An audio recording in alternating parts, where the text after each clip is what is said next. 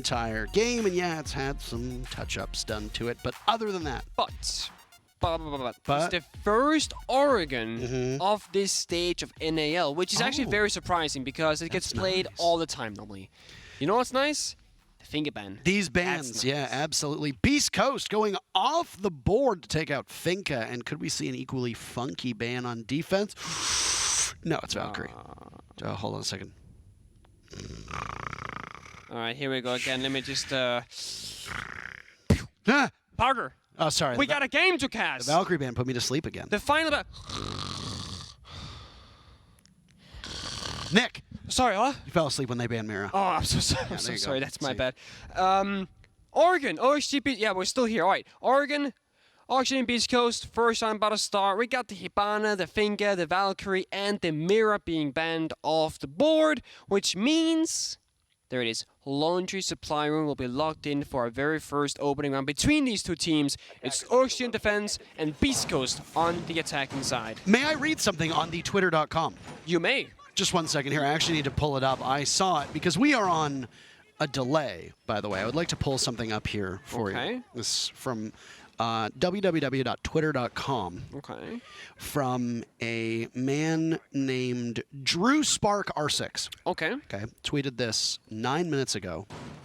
Said, this Beast Coast core is also pretty comfortable on Oregon.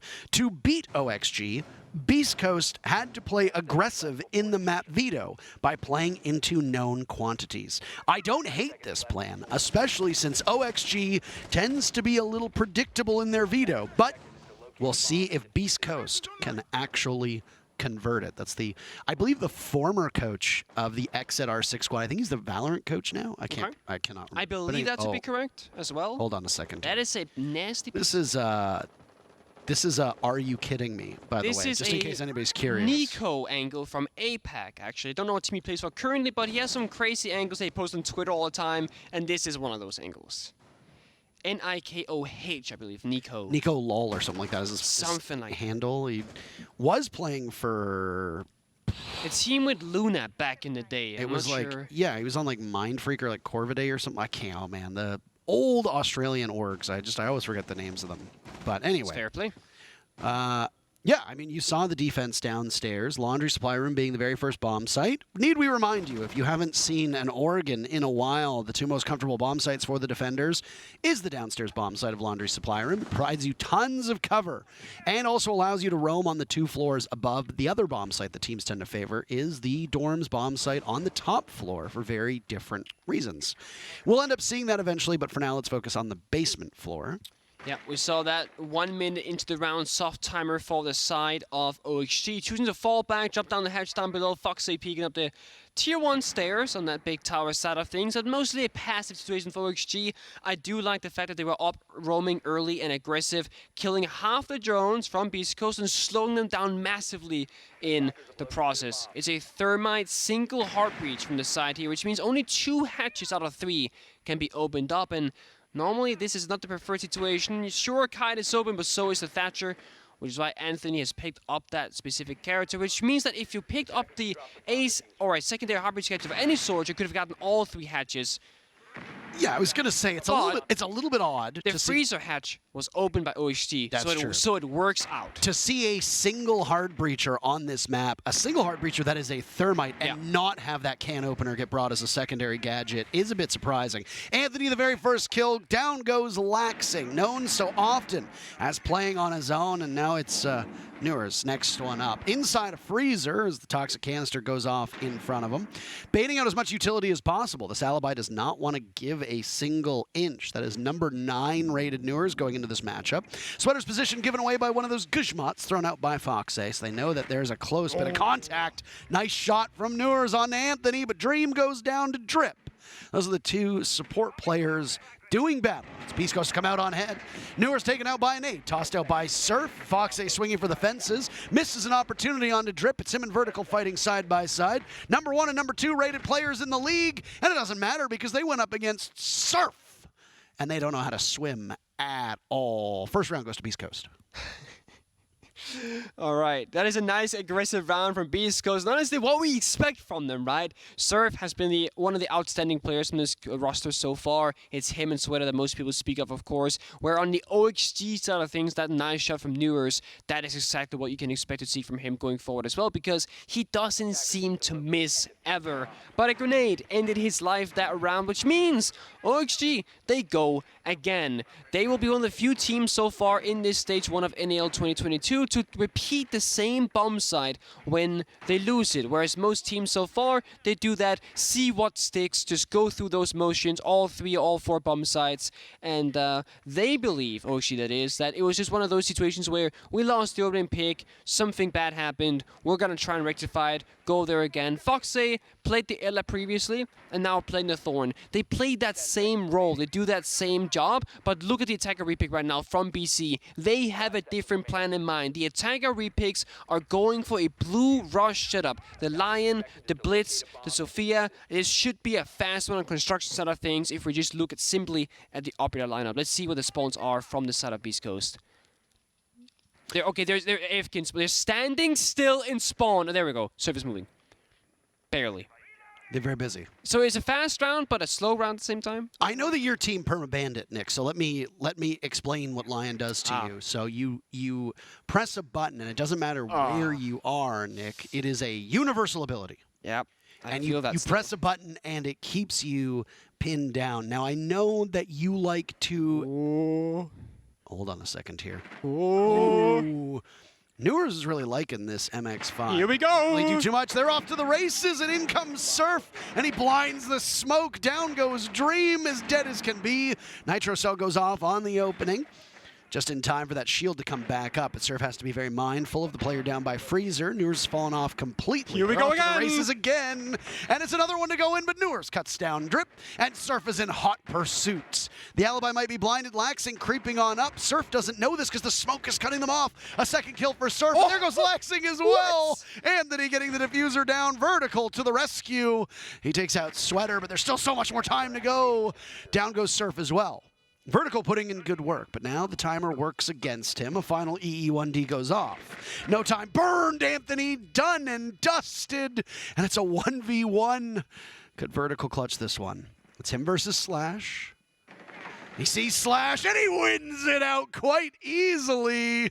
I don't know what he's saying, but you got to get to the diffuser. You're on it. Mouse upside down. Goodbye. Hello. I don't care what you're saying. What an impressive round by both teams. Breakneck speed. And then it's Vertical to save the day. OXG pick up round number 2. I have to say, with all due respect, it was a wonderful clutch from Vertical, winning every single gunfight 4 times in a row. But it was even more so a ridiculous throw from the side of Beast Coast. Oh, absolutely. The Blitz swing in the long hallway or freeway, ADS up against the Jaeger who knows he's about to do it, and then you just give him the 1 versus 1 versus 1 versus 1. So there was no post-plant position, there was no crossfire, there was no collaboration, there was no coordination. It was simply just a round that Beast Coast had seemingly won and then chose to donate that round to OXG instead. So good job, Vertical. You get your stats, you get your 4 kills, but Beast Coast, you could do so much better. Well, this is one of the things that will happen, by the way, with teams that are still somewhat inexperienced, is that they will have problems. Have too much fun. They'll have too much fun, and that was a very fun round. I think it's very safe for us to say that. Yes. Way too. It was a what we call in rank the dank round. Like Blitz goes in, gets like 2 or 3 kills. Matt, that pre-fire to Laxing in the smoke from Sweater, disgusting, right? And you just laugh out of these guys are getting annihilated. This is so much fun. Then the post-ban happens. You're like, guys, we're still having fun. Let's just swing this last player, and then slowly you go, oh no, oh no, oh we've done it, oh god, and you lose. There are so many offensive threats on this OXG squad that engaging any of them in 1v1 gunfights can often be to your detriment. Yeah, absolutely. And that's exactly what happened. Vertical making the rest of the team pay. Nice nade, by the way. Surf was a bit of a question mark when he got picked up by Beast Coast. They thought that there were dozens of other players down in Challenger League that could have very easily filled that role. But just because you are a high-flying performer in CL does not mean anything. Ask young Alec, who is one of the best players to ever play in North American Challenger League, who is currently not playing in the NA League. Sometimes you can do really well in CL, doesn't translate. Surf, the opposite. He was a bit of a quieter player in Challenger League, but oh my god, the impact that he has had on Beast Coast, and is also one of the highest rated players in the entire league. Right now sitting at 6-1. Yeah, and I mean, that is essentially why, you know, NAL and CL, they are two leagues of their own, because it's not the same thing. And I would even argue that some Pro League players might do worse in CL than they would in Pro Play because of those differences in performance of how you play the game, how you approach the game, your teammates' level, etc. It all plays a factor, of course. I mean, there have been players who have bounced around quite a lot. They come up to NAL or at the time Pro League. They don't do all that well. They go back down to Challenger League, and guess what? They clobber. They absolutely smurf on them, and they end up leading the way. They come back up to NAL, and guess what happens? They stink again. And that's just the way it works. Sometimes you can beat worse opposition. Foxday was the first one to die way earlier in the round. Since then, it's been a stalemate between these teams, with Surf taking quite a beating. Newers on this Kaid, and as well Vertical now playing down below, as Newers had taken some damage playing on that roll. Vertical's really feeling it. That was just an ego peek on the Slash, and it works out really effectively. The remainder of Newers taken down by Drip. So all of Beast Coast liking to get in on this action. Slash the only one without a kill, and that will continue as he's the only body that has been felled. This comes down to Anthony. Can he find the opening here with the grenade or the gunplay? Because the big window jump in is the only way into sight right now that is somewhat feasible. But Surf finds one to Vertical. It's a big kill because he's 6-2 right now, leaving 2 donuts on Laxing and Dream to cover the bomb site. Well, there goes one of those Goyo shields, and another as well. Laxing knows there's one at the window, doesn't want to engage as his sights are set over there. That leaves Dream alone to tend to the family shop. 20 seconds. It lasts a while, and Laxing gets the run in, or jump in rather, on Drip. Drip's not holding on to that diffuser, though. Anthony is. Fighting from inside of dorms is Dream. And there you go. Nobody's watching. Anthony. Again, these mistakes being committed by Beast Coast, capitalized upon by a much stronger opposition.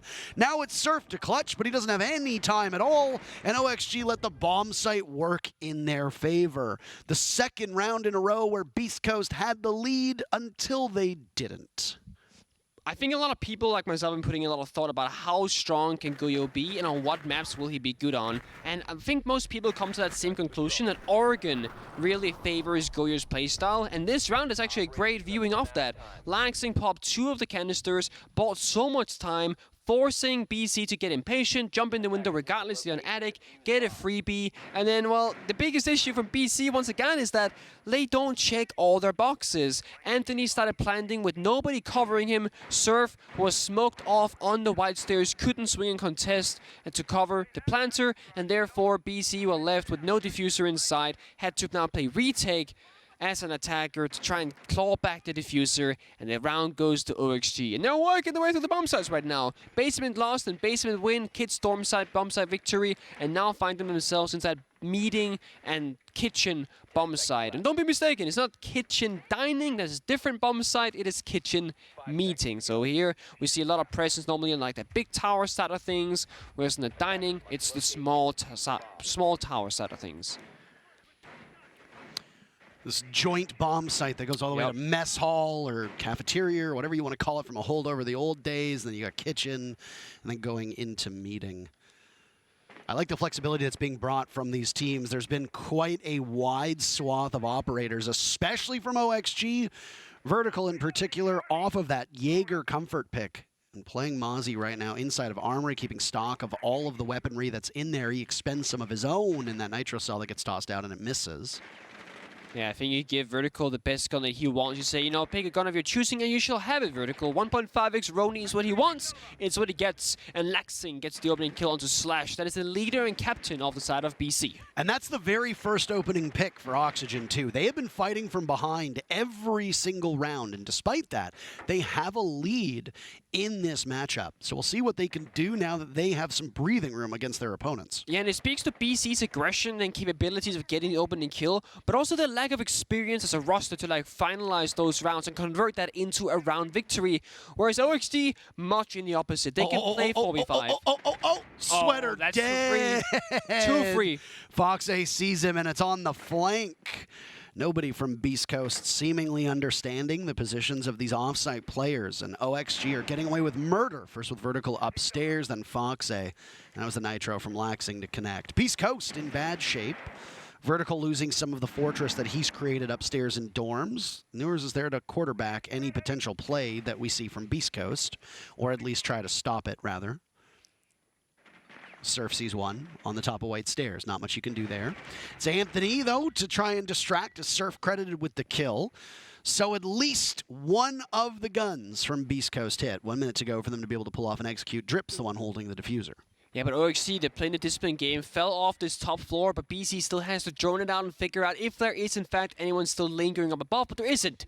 That means Anthony can now be activated on that flank watch, but all 3 air jets have already been used to put down somewhere else in the map. Surf can start slitching the floor, make some vertical, open up lines of sight to help take the bombs. It'll be a kitchen attack. There is no chance meeting will be the goal here. That means the kitchen hatch drop is going to be a factor, and slowly BC starts taking control, and OXG are all playing super far back inside a meeting. So that's be a retake here. Well, we'll see exactly if that's possible. If you're going to retake, you need to do it pretty quickly because you've only got 20 seconds left. Foxe all down below, all lonesome in freezer with Vertical not too far off. OXG are in good position. They've just abandoned the bomb site and are waiting and welcoming this Beast Coast squad to go on in. Nade is cooked improperly. Surf doesn't hit any targets. Dream gets punished by Anthony. And now as the diffuser goes down, you need perfect coverage from Beast Coast. Some denial, but again, there it is. Nobody can stop it. OXG for 2 rounds in a row managed to catch the diffuser and win the round off of the back of it. So that was really cheeky because what happened was that Vertical was in that 90 corner next to Foxe on the freezer stairs. While Surf was distracted by Fox inside of the staircase itself, Vert just snuck up past those vertical holes inside of Server and took out the planter at 0 seconds left. And Surf got really distracted, spent his entire magazine floor banging a arguably pointless position because Foxe can't do anything from the freezer stairs itself. Allow Foxe to walk out of freezer, then spend your magazine. Make sure no one walks through that door into Server. That is your job on that vertical play as you're the sledge player. And unfortunately, Surf, well, he didn't understand the assignment. He tried to go for the kill and it cost him the round. And while he is 8-1 right now, unfortunately, those kills are not translating to rounds. Impactless kills in a lot of ways. In a lot of ways, yes. I mean, Surf was integral for the very first round, if you recall, all the way back on that laundry supply room bomb site, which is where we're going to go again. Allowed because it's opened back up. And I like both of the looks that Beast Coast have seen on this bomb site. Nick, the second time was when they brought that Lion and they brought the Blitz. And guess what? Most of it seemed to work. The problem was they didn't expect 4 consecutive 1v1s to break in favor of Vertical. Yep. And it cost Beast Coast the round. This could be a very different ball game had Beast Coast some semblance of post-plant. Certainly. I mean, this could just as well be 3-1 in favor of Beast Coast as it currently is 3-1 in favor of OXG. Could have been in complete opposite ways. See early aggression again from OXG, challenging in that kitchen area extension with a single wall reinforced. Newers playing that small tower hallway or dining hallway, now playing freezer stairs. Has to take out the Gemini clone from Iana. And then once again, 1 room fallback at a time with each drone killed. Vertical probably going to sit here until he himself finds 1 more drone as well. No, actually, we'll just drop off. That's only 3 drones killed from the side of OXG. So this time, actually, Beast Coast, they're 25 seconds ahead of the plan. And they got 2 more drones alive than that of the very first round, which they won. So statistically, besides the fact that Vertical is playing in Tier 2 Tower, this is looking better for BC. But look at Surf. He's inside of Attic. Might have an idea that there's something going on here. As the first hatch gets opened up, and Foxe actually has managed to hide. Tier 3 of Big Tower. And that could be a massive flank potential for him. Oh, it absolutely could be. Nobody knows that he's up there, by the way. It's very unlikely that you've droned out Tier 3. They know that there's somebody over by Attic, but that's Vertical that's playing that position as well, who's now scooted down to the bottom of those tower stairs. Flores drone goes in, but it doesn't activate fast enough. Newer shoots that before it can take out the shield and will now play a game of Reflex. He was also a Newer pickup that I think a lot of casual viewers are a bit surprised on because he wasn't one of the big flashy names that you tend to see.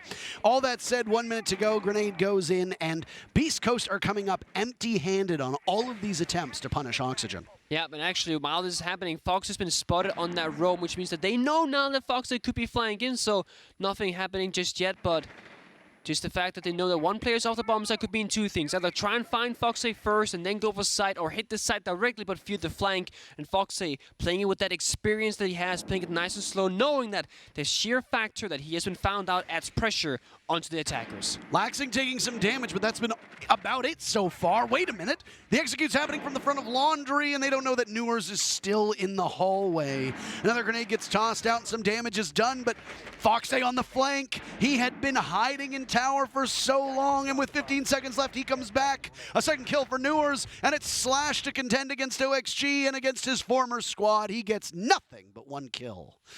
Unfortunate attempt for Beast Coast. They've now dropped 4 rounds in a row to Oxygen, making me and everybody else who might have said Beast Coast look foolish, but this is just Oxygen doing Oxygen things. Resume Oxygen Reign of Terror. I really think Foxy being the one to flank there was a perfect player for that, because when you're an experienced player, I feel like you understand the value of staying alive versus actually getting a kill. And Foxy played that middle ground so beautifully. He was standing still, just burning down the time. Then, when Beast Coast couldn't wait any longer, they had to execute on the side. That's when Foxy started flanking again, and he got 1 kill, and instead of taking that second confrontational fight with Sledge, he just 180-degree flicked around, ran up the freezer stairs, let his teammates deal with him as he was trying to chase him down. It was so well played. All of that early extension, the roam from Newers, the roam from Vertical, slowing down Beast Coast. And then sure, Foxy did get figured out, found out, droned out inside a big tower, but he still made it work and gained so much control back with it. And now we're going to see that bomb site rotation back up into Kid Storm is where we're going to go. That's where the Goyo will be activated and enabled once again from Laxing. And Vert is back on that comfortable Jaeger pick, not the Mossy this time around. Well, you talked about Goyo's effectiveness, and we have another opportunity to see it right in front of our eyes. So good. Foxy got picked off in the same spot on Little Tower, with a grenade going in and then the gunfire to follow up. This time around, what have you noticed? Foxy's far more cautious. Yep. Doesn't want to engage on that window just in case, and I can't say it's a bad idea. No, I mean, your goal here isn't to get a kill of your Fox with your Vertical. It's just to slow down the injury points, kill a drone or two. And last time, as you mentioned, Fox got taken out. But also that time he swung very aggressively. Didn't play that middle ground as he did before. And now we see actually very aggressive injury points. He could just walk inside if he wants. So there's a drone to kind of help him and guide him. No one besides Newers could really stop him if he chose to go for it. He's holed up right now. They're waiting. Good patience. Maybe if Beast Coast had worked out those earlier troll rounds, they would have gone for this aggressive play. But because it did not work now, they're saying, when this could be a bait. We're not gonna take. We're gonna show our patience and our discipline and just wait for backup, wait for information, wait for that execute. But so far, Beast Coast are working kind of slowly because they haven't gotten much ground. We're all kind of fishing for the opening kill. Taking their time again. Beast Coast have not used their timeout just yet. They do have a coach. It's Mark the Shark, who stands behind them. As you can see, former player himself, and I believe that's one of the Goyos that are now down. Another Flores drone will go in, and an explosive demise of those gasoline canisters could be happening yet again, but he's just using all of these Rotero drones, it looks like. Slash sends it off, and it should blow up as well, unless it got shot away at. I think Dream might have actually shot it. First kill goes to Foxy, shutting down the best player from Beast Coast, and that is Surf. The rest of the team, by the way, has a combined 7 kills to Surf's 8. Sweater's down as well. He's a looming threat. A nice nitro cell from Foxy, tossed out, caught quite unwillingly by Beast Coast. Leaves just 45 seconds left for this demoralized Beast Coast team to pull off and execute. I'm curious the plan here is in BC, because jumping in the big window is not going to work out. We got Foxy Vert, but Crossfire's a refrag should be coming out, but actually Vertical finds Anthony instead, leaving up drip down below. Now Vert has the diffuser, gets up gets the kill as well, and the diffuser case. Oh, and the disrespectful wag of the mouse as well leaves Slash outside. The supporting cast of Beast Coast is not usually the star of the show, but because of the entry work outside of Surf not being quite strong enough today, it leaves that supporting cast to just wither at this point. First half is in the books, by the way. If you're a fan of Oxygen, you are probably stoked. It is 5-1 in favor of OXG, and they are making very quick work of Beast Coast. But that is also Oregon defense against an inexperienced Oregon attacking team, so I don't know if I can say that we're surprised about these results, but I will say, now that we saw exactly how to play it out, it could have been a different scoreline for Beast Coast if a few things, tiny details, had just gone in a different direction. But either way, I will say, despite the scoreline being 5-1, Beast Coast looks a lot better. Think of this as a 3-3 scoreline in reality. Or not in reality because it's not real, but in theory, whereas in reality it is indeed in 5-1. And we see now, Parker, who would win in a dance battle, Foxy or Drip? What did you guys say? It better be Foxy. What did you say, Nick? Foxy, of course. I said, who cares? Oh. I don't want to see them dance. You didn't see like those moves he had last Playday? I don't want to see them dance. They were pretty... I want to see a rap battle. Oh, now that's content. Foxy versus Drip. Who wins in a rap battle? That's the real question. That's the next look. Do me a favor, at R6 Esports NA, and tell them, just at them, and just tell them who you think would win in a rap battle, Foxy or Drip. One of the two. I mean, somebody's got to win. Go on twitter.com, https, www.twitter.com. There you go. What about the dots in between? I don't think it works. Just type it all in. Okay, sure. Type it all in. I have it bookmarked, so I just click that small tweeto icon, top left. www.twitter.com. Yep. Not sure it's going to work either way. Can we talk about this Tachanka pick, by the way? Oh, about circuit of a kill here. Hold on a moment. Instead. Vertical on Ayana, that's the real deal, baby. No Gemini. Easily played off of by Surf. And at that close range, the Scorpion...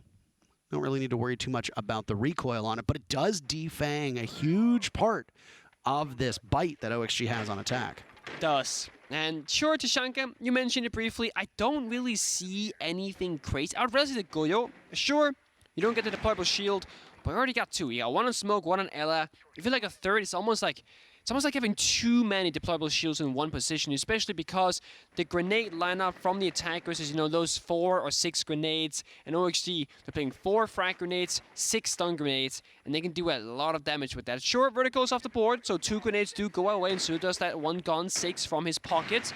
But Foxy still has 2 to use on his own accord to try and eliminate those player positions that have been reinforced by those deployable shields. It's going to be a troublesome attack. If you're OXG, you're pretty much forced to go front side here, maybe drop a player on the backside stairs, backside hatch, but unless you find at least 2 opening kills on the initial entry, this is going to be a disaster of an attack, most likely. And there the Shimikas go as well. Those Molotovs shot out from the launcher of Tachanka on a unique angle leading into Freezer, but still a miss. And this is one thing that we've been critical of teams before, Nick, is the lineups on these Shimika launcher shots. They could be a little bit better. As could Dream. He's now been taken out by, again, Surf. Breaks double digits, the first player in the lobby to do just that. That leaves OXG in a much tougher spot, as you talked about. This is going to be quite a challenge for them, but the take is still over towards the Freezer with Laxing and Foxy working side by side. Newers is off on his own at the bottom of Laundry Stairs. Diffuser is down. Nobody's holding on to it because Dream was punished. And there's the Toxic Canister to do some damage while it's the Shimika launcher to take out Foxy. Newers 1 kill, but it's a triple for Surf before Laxing says it's enough. Take a seat. Let's show you how the old boys do it. 3 kills to be found. Still got another old boy on the team in Slash as well. Proximity alarm goes off, and behind the shield, there's Laxing. There was 2 players from Beast Coast, and it's Sweater the one to get the kill. As they work together to do just that, they deny OXG match point. Beast Coast still have some life in them as they pick up round number 2, and it's their very first round on defense going into the win column.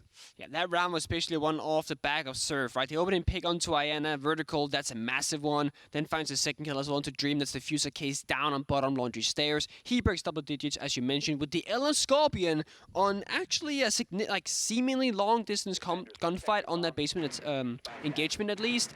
And that is pretty much all you need when you're defending. A kill or two in the early phase really seals the deal, because then all you need is that established crossfire, which is so easy and natural to come by on Oregon basement because of how the bomb site is broken down into majority like long hallways and single or doorway and entry point for angles.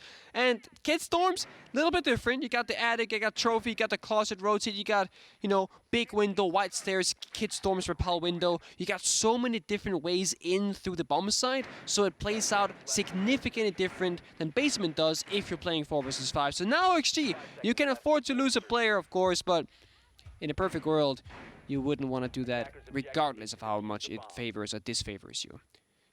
Slash, the old man, as you mentioned, actually on the young gun Ella operator now, if you will, and it's an operator that we see more and more of in recent time, especially on Oregon. Actually, Brazil kind of played it first. They played Ella shotgun on basement. You held down the staircases with great effect, but then the Ella shotgun nerf came in a few months ago at this point, and now we see the Scorpion being brought out again, which is one of those weapons where you love it, or sorry, either you hate it or you dislike it. There is no love for that weapon, unfortunately.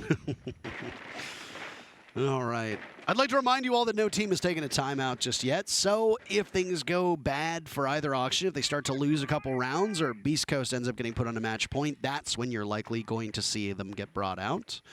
Both teams have their coaches behind them. Hopes standing behind Oxygen. Mark the Shark behind Beast Coast. He'll take a timeout when he smells some blood in the water. That Pentaskin was never released, by the way, on the SMG-11. I saw somebody ask about it on Twitter. It was supposed to be, as far as I'm aware, but then I believe Penta dropped their roster, so they didn't get access to the skin, which, of course, happens. It does happen. There have been teams who have left the game and their skins get removed. This is a nice nade, and it it works. I didn't think that was going to kill him. So does Foxays. Both Anthony and Drip are gone. Dream is getting the diffuser down. There goes Surf Slash with the only kill for his team, and he'll need more than that, and he does it. 2 kills, and the diffuser surrendered as well. Exceptionally well played by Slash. Old man can indeed shoot back, but he gets bucked from below.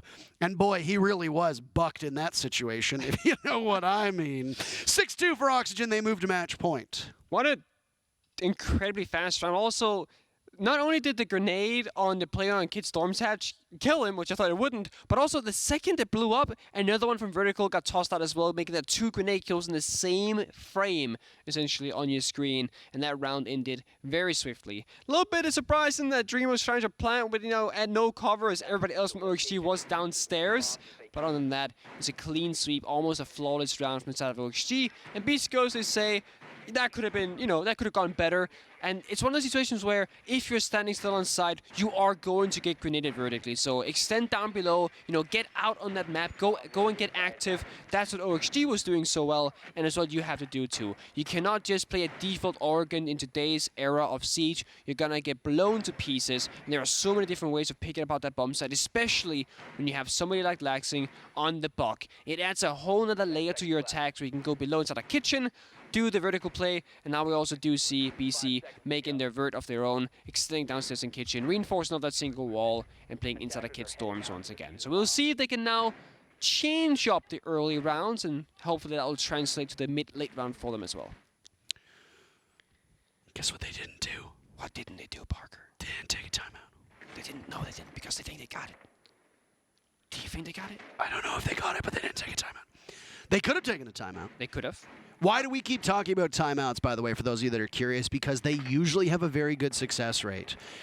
What we saw back in match number 1 was Mirage took a timeout, and they didn't win their first round. Nurs just got the very first kill, by the way, on the Surf, so this could be the beginning of the end.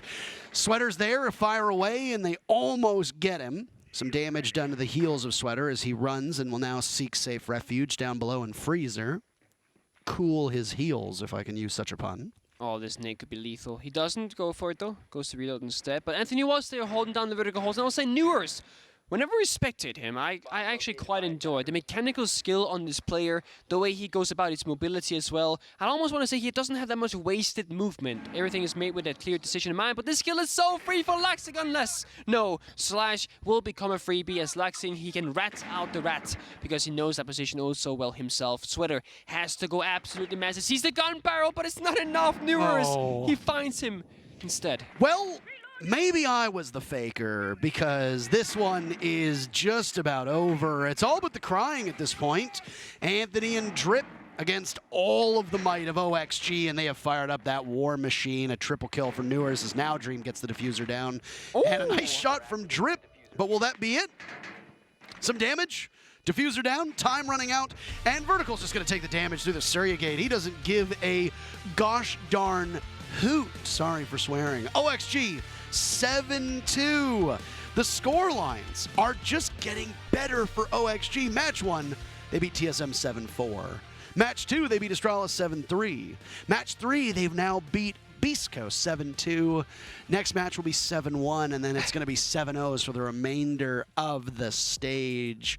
What a start for this new squad. When they picked up Dream and Newers, they went on and said that this was a better iteration on the roster than when they had Kino and Yaga. Some thought that it was just copium. Hold up. Just take a hit of the copium. But no, they really do look like a well-oiled machine and are indisputably the best team in North America right now. Yeah, that seems to be the case right now. And, you know, BC, they could put up numbers against Dark Zero and, you know, Parabellum, but they could not do that up against OXG. Not quite. A lot of close rounds there. The rushes, the aggression almost worked out for them, but then the lack of experience and discipline kind of showed in their gameplay, and OXG, their experience showed through. Vertical himself, phenomenal game. 12 kills, I believe, to his name, and playing phenomenally time and time again. It was one thing we talked about in the Mirage match earlier today. Win, lose, or draw, they're a new roster. They've got a lot to learn. Astralis still finding their pieces of the puzzle. Beast Coast is in absolutely the same category. Yep. But I just got to say, OXG just continue to impress. They continue to surprise. They have often lived in the shadow of the giants of North America. Space Station, of course. The Sonics lately have done great. But other than that, we got an interview for you. But before we get there, we got a break lined up. We'll see you in just a couple minutes.